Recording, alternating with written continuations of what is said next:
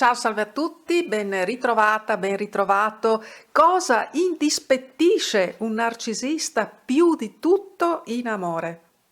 Quando la magica fase in cui tu sei la regina delle regine per il narcisista in amore e ti avrà eletta sul podio della donna delle donne, proprio la donna che lui aspettava da sempre, finalmente ti ha trovata. Ti è accaduto che lui ti abbia detto cose di questo tipo senza tenere conto dello stuolo di donne che prima di te lui ha avuto? Ed anzi, tutto sommato, proprio per questo tu ti sentirai ancora più lusingata, visto che alla fine lui ha eletto te tra tante donne, proprio te. E tu ci crederai perché no?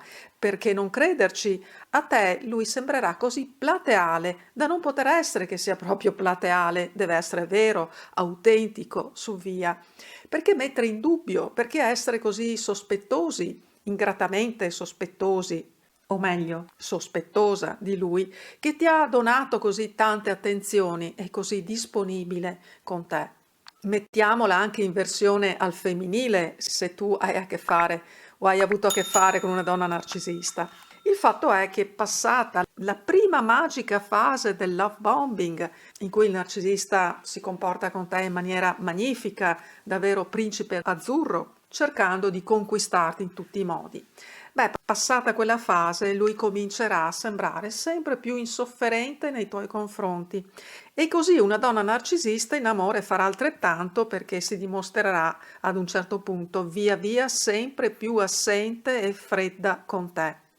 E ti sembrerà veramente indispettita e indispettito, a volte persino sulle spine, come volesse essere altrove, cosa possibilissima nel momento in cui lui avrà cominciato ad adocchiare qualche altra donna o a riprendere contatti con qualche ex nel frattempo lasciata in sospeso. Cosa indispettisce e indispettirà il narcisista quando, dalla fase del love bombing, si troverà in quella che io definisco fase di stallo, di passaggio o di transizione per approdare alla fase svalutativa vera e propria, in cui per il narcisista sarà più che evidente che tu sei diventata per lo più un peso per lui, una cosa per lo più da denigrare, un bersaglio delle sue invettive, dei suoi svilimenti, delle sue critiche.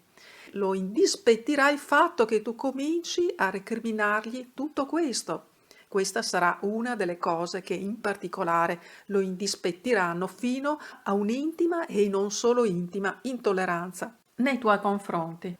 E prenderà molte volte come una sfida, una provocazione e a sua volta una critica nei suoi confronti, un modo insomma per detronizzarlo, per destituirlo dal suo trono, il fatto che tu possa recriminargli certe cose, possa muovergli certe osservazioni, ma a quel punto lo indispettirà persino se tu proverai a compiacerlo per cercare di sanare le cose, gli darà enorme fastidio.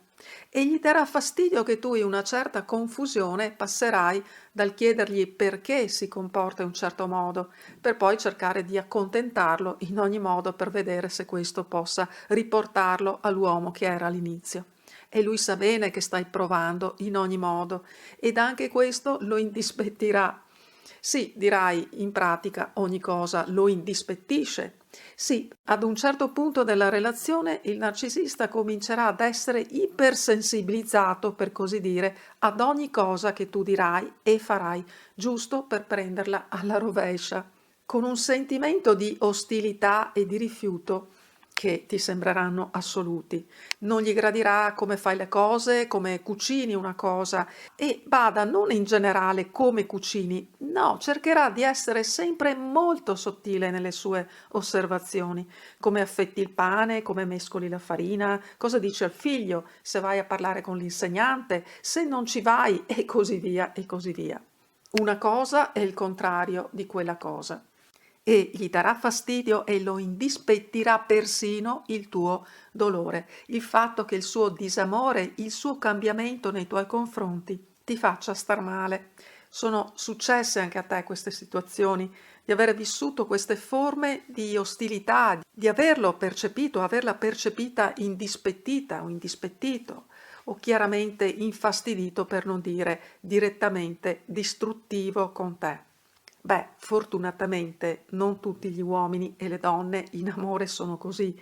Fortunatamente no, ed è bene che tu lo tenga ben presente, almeno se ancora non hai avuto modo di incontrare l'uomo che fa veramente per te, che potrà amarti, o la donna che potrà amarti.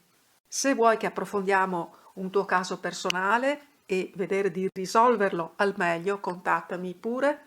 Io ti saluto, metti naturalmente un mi piace se apprezzi il mio lavoro, questo video in particolare e quello che faccio, condividilo in modo che possa essere utile anche ad altri. Sono sempre felice di leggerti, di commentare con te, di rispondere, di sapere ovviamente che ci sei e anche come stai. Ti abbraccio forte e ci sentiamo presto. Ciao, ciao, ciao.